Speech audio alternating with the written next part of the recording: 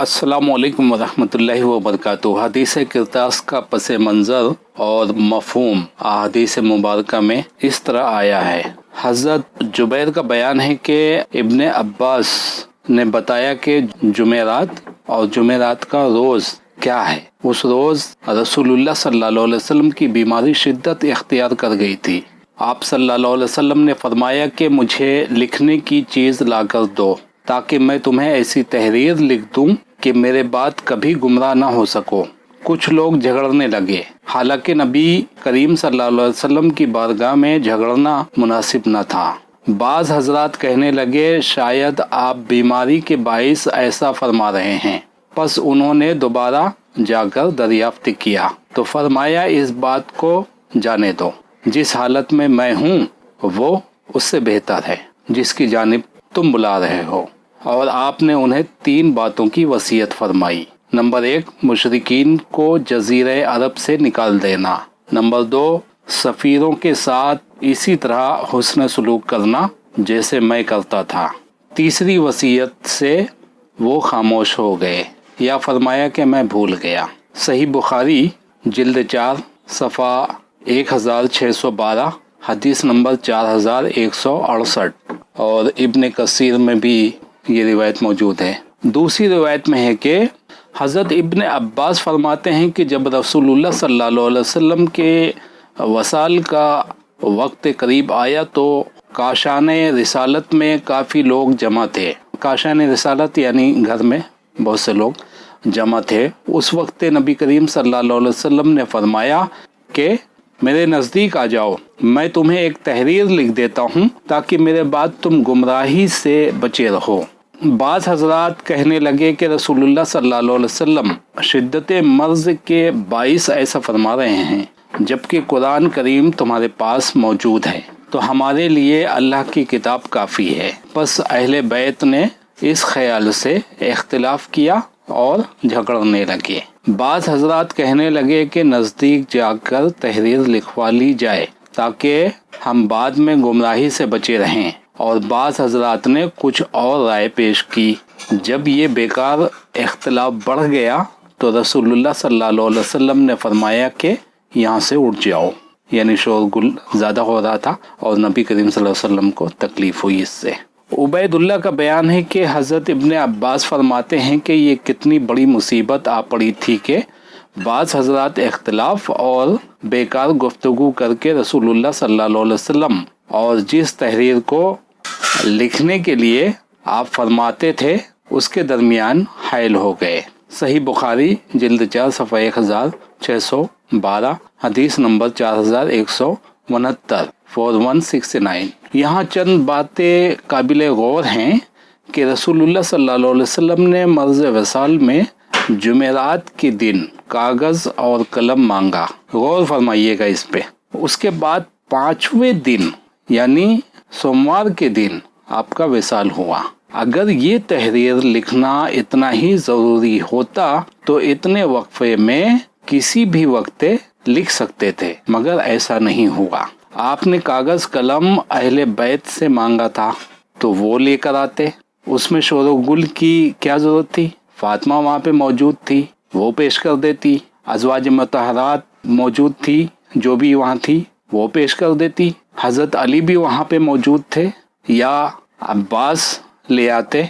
उनमें से बाज़ हजरात ने कलम कागज़ लाने की बजाय ऊंची आवाज़ में बोलना शुरू कर दिया, जिससे नबी करीम सल्लल्लाहु अलैहि वसल्लम ने नाराज़ होकर फरमाया, उठकर चले जाओ। हज़रत उमर ने फरमाया, हमें अल्लाह की किताब काफ़ी है, नबी करीम सल्लल्लाहु अलैहि वसल्लम को तकलीफ़ देना मुनासिब नहीं। लोग हज़रत उमर पर बरसते हैं कि उन्होंने रुकावट क्यों डाली। जवाब यह है कि घर वाले यानी हज़रत अली, हज़रत अब्बास, हज़रत फातिमा या उम्महातुल मोमिनीन में से कोई कलम कागज़ ले आता, फिर हज़रत उमर या कोई और मज़ाहमत करता तो उसके खिलाफ फ़र्द जुर्म आयद करते। ना अहले खाना कलम कागज़ लाए, न किसी ने रुकावट डाली, फिर इल्ज़ाम कैसा?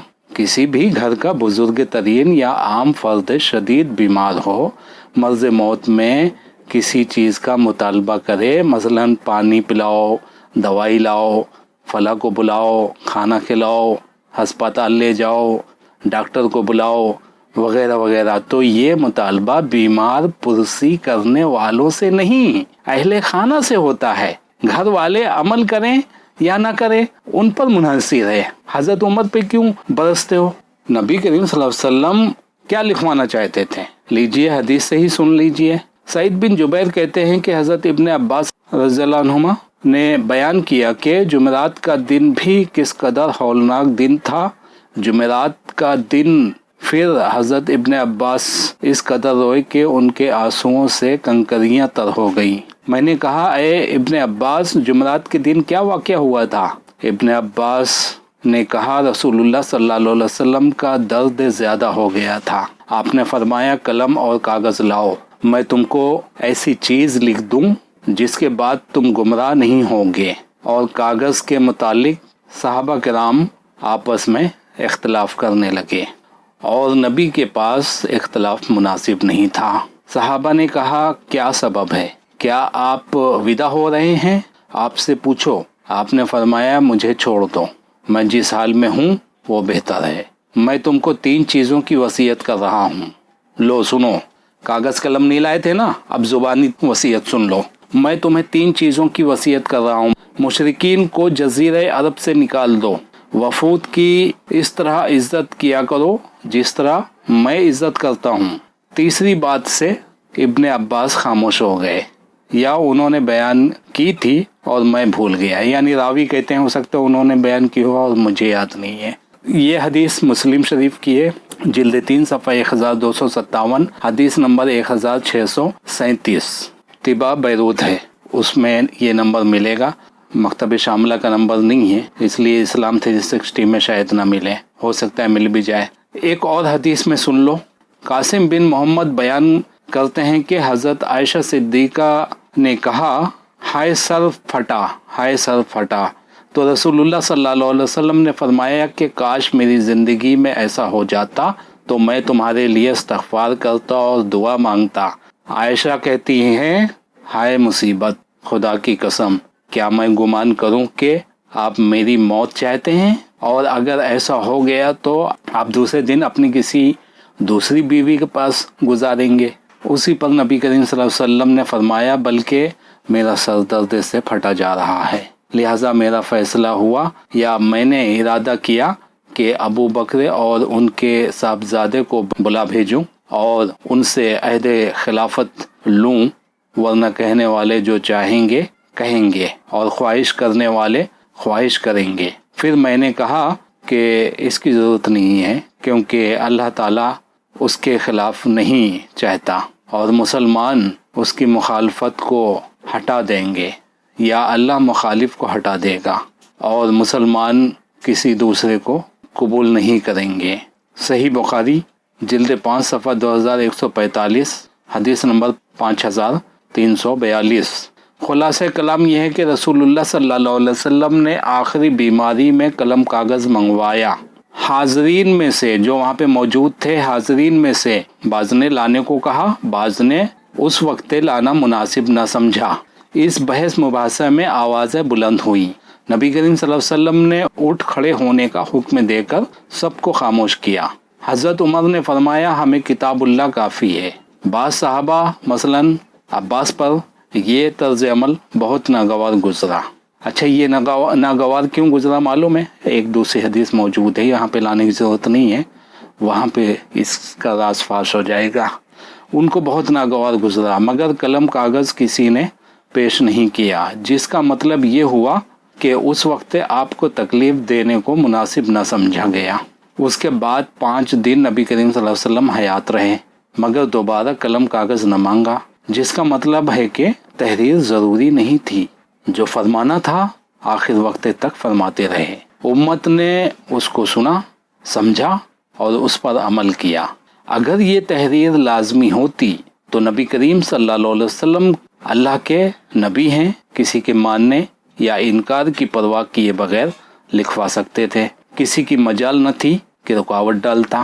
جب ساری دنیا مخالف اور دشمن تھی اس وقت تو نبی کریم صلی اللہ علیہ وسلم نے کسی کی مخالفت کی پرواہ نہ کی۔ اب تو سارے جان قربان کرنے والے فدائی موجود تھے، کس کی جرات تھی کہ نبی کریم صلی اللہ علیہ وسلم کے ارادے میں حائل ہوتا؟ یہ ہے حدیث کرتاس کا پس منظر اور مفہوم۔ بلا وجہ حضرت عمر پر برستے ہیں۔ اہل بیت کی تو خبر لے لو، انہوں نے کیوں نہیں دیا؟ ان پر تمہاری زبان کیوں بند ہو جاتی ہے؟